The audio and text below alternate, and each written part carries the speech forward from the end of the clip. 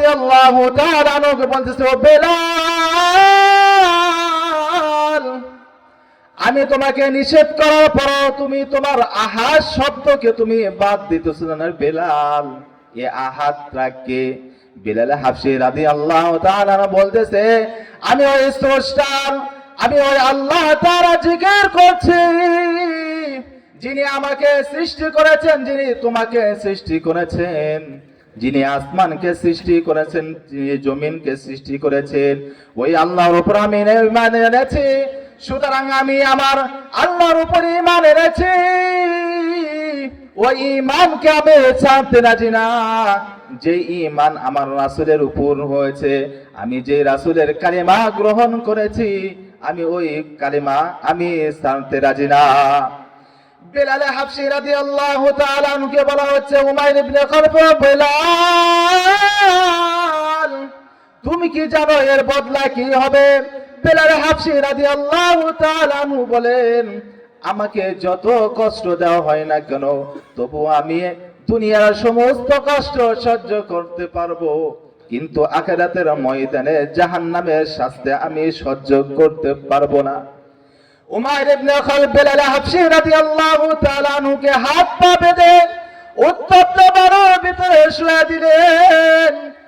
বালুরে পরিমাণ তেজ ছিল, গরম হওয়ার কারণে বেলাল হাবশী রাদিয়াল্লাহু তাআলা আনহু পিঠ থেকে তার গরমের কারণে পিঠের যে চামড়াগুলো আছে, চামড়াগুলো খসে পড়তেছে।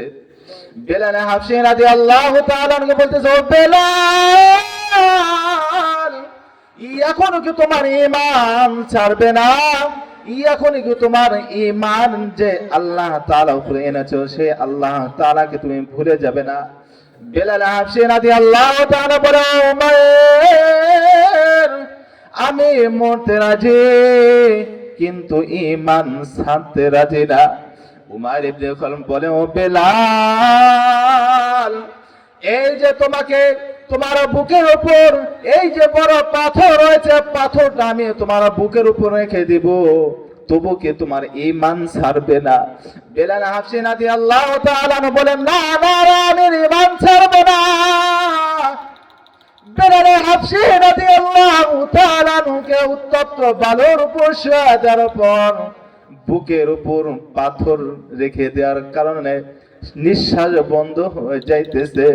বেলাল হাবশী রাদিয়াল্লাহু তাআলা বলে, ও উমাইর, তোমার কি মায়া হয় না? তোমার কি দয়া হয় না?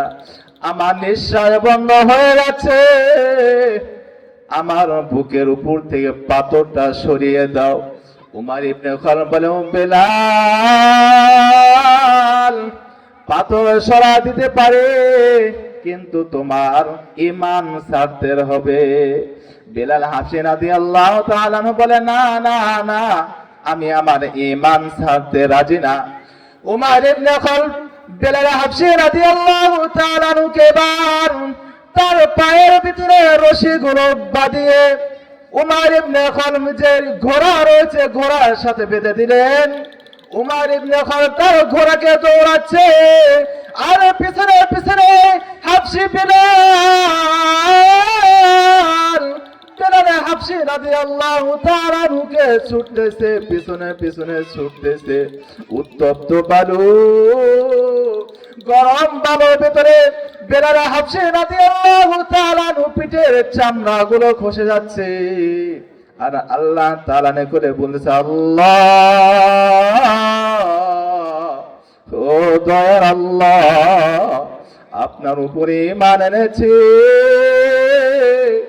আপনার উপরে ঈমান এনেছে বলে উমাইর ইবনে খালফ আমাকে বাঁচতে দেয় না। আল্লাহ, ও আল্লাহ, আমাকে ঈমানের উপর অবিচল থাকার তৌফিক দান করুন, আমাকে ধৈর্য ধারণ করার তৌফিক দান করুন। বেলাল হাবশী রাদিয়াল্লাহু তাআলা হয়ে কষ্টের কথা যখন আবু বকর সিদ্দিক রাদিয়াল্লাহু তাআলা আনহুকে পৌঁছে গেল, আবু বকর সিদ্দিক রাদিয়াল্লাহু তাআলা আনহু আল্লাহ রাসূল সাল্লাল্লাহু আলাইহি সাল্লাম নে করে বলতেছে, ও গো আল্লাহ রাসূল, বেলাল হাবশী কে উমাইর ইবনে অত্যন্ত নির্যাতন করতেছে, আল্লাহর হাবিব সাল্লাল্লাহু আলাইহি ওয়াসাল্লাম বলতে আবু বকর, ওই বেলাল হাবশিকে তুমি ক্রয় করে নিয়ে আসো, আর তোমার ক্রয় করার সাথে সাথে আমি তোমার সাথে একটু শরীক হতে চাই। আবু বকর সিদ্দিক বলে, ইয়া রাসূলুল্লাহ, কি জন্য আপনি বেলালকে ক্রয় করতে চান? আল্লাহর হাবিব সাল্লাল্লাহু আলাইহি ওয়াসাল্লাম বলে, আবু বকর, ওই যে সবে মেরাজ আমি যখন জান্নাতে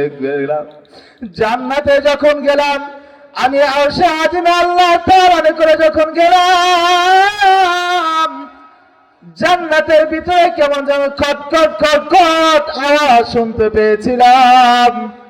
তখন ওই যে সাহাবী যে বেলালের আওয়াজ শুনতে পেয়েছিলাম, তখন ফেরেশতাকে বলতেছিলাম, ও জিবরাইল, জান্নাতের ভিতরে কেমন যেন আওয়াজ আসতেছে, আওয়াজটা কিসের? ফেরেশতা বলছে, ইয়া রাসূলুল্লাহ, ওইটা এমন একজন সাহাবী যে ব্যক্তিকে কোনো মানুষ একবার দেখলে দ্বিতীয়বার তাকাইতে পারতো না, এমন আফ্রিকার বেলাল, যে বেলালকে মানুষ গোলামের বাচ্চা, গোলাম বলে ডাকতো। ইয়া রাসূলুল্লাহ, ওই জান্নাতের ভিতর কেউ হাঁটতেছে না, উনি হচ্ছে আপনার প্রিয় সাহাবী বেলাল। ইয়া রাসূলুল্লাহ, ইয়া হাবিবাল্লাহ, আপনার ওই বেলাল জান্নাতের ভিতর হাঁটাহাঁটি করতেছে। নবী করিম সাল্লাল্লাহু আলাইহি ওয়াসাল্লাম বলেন, আবু বকর, ওই বেলালকে আমি ক্রয় করতে চাই। আবু বকর সিদ্দিক রাদিয়াল্লাহু তাআলা আনহু উমাইর ইবনে খালফের নিকটে গিয়ে বলতেছে, ও উমাইর, আমার নিকটে যে একটা গোলাম আছে, গোলামকে তুমি নিয়ে যাও, আর তোমার নিকটে যে বেলাল আছে, ও বেলালকে তুমি আজাদ করে দাও। আবু বকর সিদ্দিক রাদিয়াল্লাহু তাআলা আনহু কথা শুনে উমাইর ইবনে খালফ হযরত বেলাল রাদিয়াল্লাহু তাআলা আনহুকে আজাদ করে দিলেন। আজাদ করে দেওয়ার পর বেলাল হাবশী রাদিয়াল্লাহু তাআলা আনহু ছুটে আসলেন আল্লাহর হাবিব সাল্লাল্লাহু আলাইহি ওয়াসাল্লাম নিকটে এসে বলতেছে, ইয়া রাসূলুল্লাহ, ইয়া হাবিবাল্লাহ, উমাইর আমাকে এই পরিমাণ নির্যাতন করেছে গো আল্লাহর রাসূল। এই যে দেখেন আমার পিঠের কোনো চামড়া নেই, গোশতগুলো উঠে গিয়েছে। ও গো রাসূল, আমি আপনার দরবার ছেড়ে আর যাইতে চাই না গো। ইয়া রাসূলুল্লাহ, আপনি একটু আল্লাহ নিকটে দোয়া করেন যাতে আল্লাহ তাআলা আমাকে ঈমানের উপর অবিচল থাকার তৌফিক দান করে। নবী করিম সাল্লাল্লাহু আলাইহি ওয়াসাল্লাম বলেন, বেলালকে দুনিয়ার মানুষ চিনল না, কিন্তু আসমানের মালিক আল্লাহ তিনি বেলালকে এই পরিমাণ মর্যাদা দিয়েছেন। দুনিয়ার মানুষ না চিনলেও বেলালের যেই চামড়া রয়েছে, চামড়াগুলো কালো, কিন্তু বেলালের অন্তরের ভিতরে যেই আলো রয়েছে, আলোটা বড় আল্লাহ তাআলা নিকটে প্রিয়। ওই যে মক্কা বিজয় যখন হয়ে যায়, নবী করিম সাল্লাল্লাহু আলাইহি ওয়াসাল্লাম আজকে মক্কার বিজয় আজান কে দিবে? কেউ কেউ বলে ওমর ফারুক রাদিয়াল্লাহু তাআলা আনহু দিবেন, আবার কেউ কেউ বলেন আবু বকর সিদ্দিক রাদিয়াল্লাহু তাআলা আনহু দিবেন, আবার কেউ কেউ বলেন হযরত ওসমান দিবেন। আল্লাহর হাবিব সাল্লাল্লাহু আলাইহি ওয়াসাল্লাম বলেন, না না না, আজকের আজান যে দিবে স্বয়ং আল্লাহ তাআলা ফয়সালা দিবে। উপর থেকে আদেশ আলো জিবরাইল আলাইহিস সালাতু ওয়াস সালাম এসে বলে, ইয়া রাসূলুল্লাহ, ইয়া হাবিবাল্লাহ, মক্কা বিজয় আজান আর দুনিয়ার কেউ দিবে না, ওসমান দিবে না, আলী দিবে না, ওমর ফারুক দিবে না। আজকে মক্কার বিজয় আজান ওই আফ্রিকা কালো বেলাল দিবে। আল্লাহু আকবার। বেলাল হাবশী রাদিয়াল্লাহু তাআলা আনহু আজান না শুনলে ভোরের পাখিরা পর্যন্ত ঘুম ভাঙতো না। বেলাল হাবশী রাদিয়াল্লাহু তাআলা আনহু আজান না শুনলে এই যে দুনিয়ার যে মানুষগুলো শেষ রাতে ঘুমাইতো তাদের ঘুম ভাঙতো না। বেলাল হাবশী রাদিয়াল্লাহু তাআলা আনহু কি পরিমাণ মর্যাদা যে আল্লাহ তাআলা স্বয়ং দুনিয়াতে বেঁচে থাকা অবস্থায় জান্নাতের সুসংবাদ দিয়েছেন, বলে সুবহানাল্লাহ। আল্লাহ তাআলা যেন আমাদেরকে হযরত বেলাল হাবশী রাদিয়াল্লাহু তাআলা আনহুর ঈমানের মতো আমাদেরকে খাঁটি ঈমান দান করেন। সকলে বলে আল্লাহুম্মা আমিন। ওয়া আখিরু দাওয়ানা আলহামদুলিল্লাহি রাব্বিল আলামিন।